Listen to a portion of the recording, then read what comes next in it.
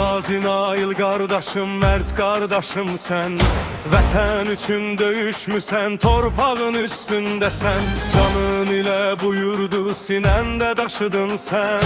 Yaran qalıb sinəndə, qürur dolu adın sən. Azərbaycan bayrağı nəfəsində dalgalanır. Sənin hər bir izində bu milletin canı yanır.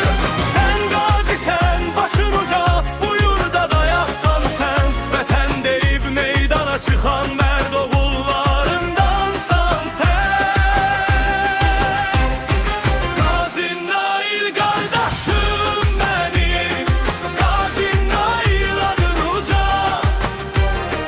Allah səni qorusun, ürəyin daim rahat olsun.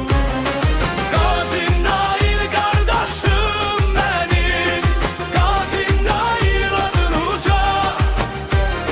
Sənə olan hörmətimiz heç vaxt azalmaz qardaş.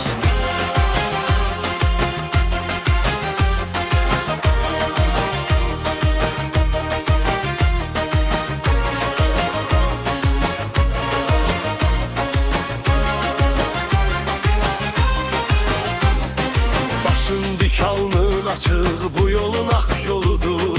Hər addımın, hər nəfəsin vətənimin qürurudur. Sən susanda da danışır sinəndəki o yara.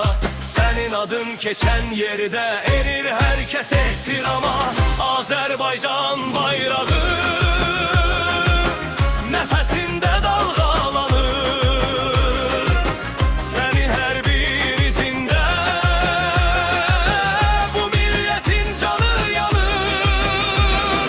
Sən qazisən, başın uca, bu yurda dayaqsan sən. Vətən deyib meydana çıxan mərd oğullarındansan sən. Qazi Nail qardaşım mənim, Qazi Nail adın uca.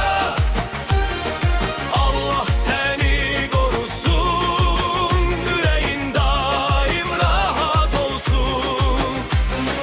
Qazi Nail qardaşım mənim, Qazi Nail adın uca.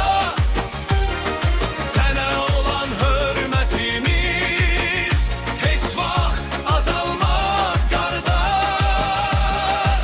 Başımız üstündəsən sən, hər zaman hər gün bizim. Sənin kimi oğulların işığıdır bu yurdun. Qazi Nail yolun açıq, könlün həmişə rahat. Bu milletin